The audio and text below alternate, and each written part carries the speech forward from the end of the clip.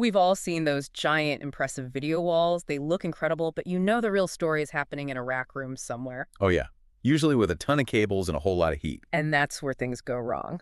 So today we're going to look at the plumbing that actually keeps those pixels moving. The unsung hero. We are doing a deep dive on the PureLink VIP-NET-2404PL3-1G.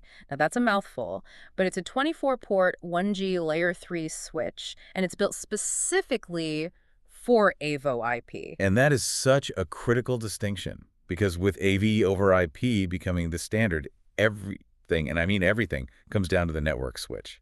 But let's be honest for a second. Is purpose designed for AV just, marketing fluff? Why can't I just go grab a standard IT switch and call it a day? Well, you can, but then you're basically signing up for a huge configuration headache. Yeah. Your standard IT switch is made for, like, bursty traffic, emails, file downloads. Video is a constant fire hose. It just doesn't stop. It just floods the buffer. It floods the buffer, and that's when a generic switch chokes. Yeah. PureLink's whole pitch here is that this thing is pre-configured to handle that saturation right out of the box. No command line nightmares. So it's built to avoid that packet loss, the stuff that causes that awful macro blocking you see on the screen. Precisely. It's ready for multicast traffic from the jump.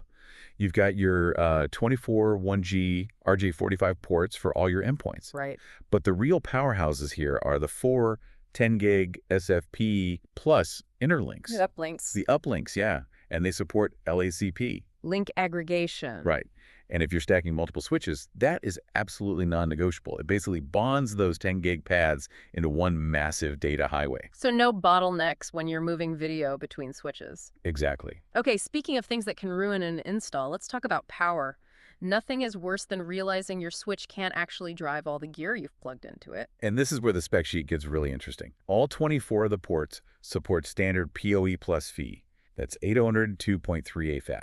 So that covers your basic cameras, encoders, decoders. Your everyday stuff, yeah. But I noticed on the sheet, ports 1 and 2 are listed as something different. Good catch. Those two ports have PoE plus AUC.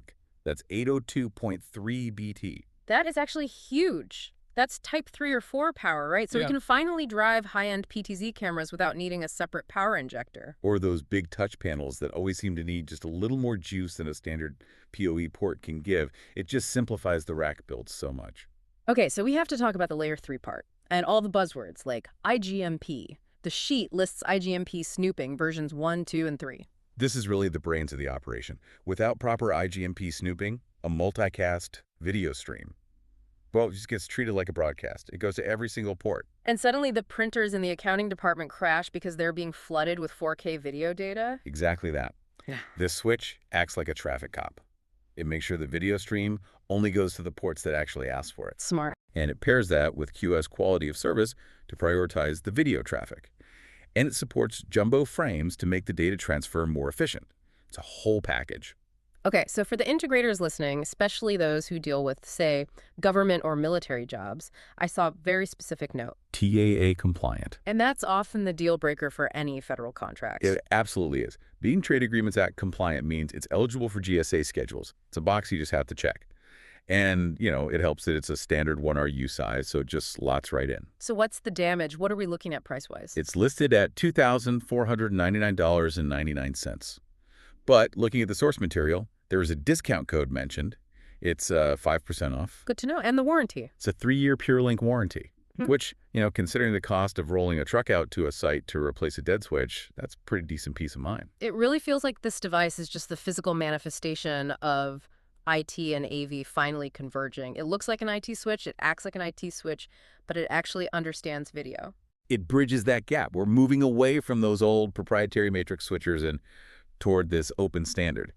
But you need hardware that respects the unique demands of video. Which I think brings up the big question for the future. As tools like this become the absolute standard, are we looking at the end of the traditional AV technician? We just might be. I think we're heading for a future where if you can't manage a layer 3 switch and you don't understand multicast routing, you can't even turn on the TV. You either sink or swim in the data stream. Thanks for listening to this deep dive.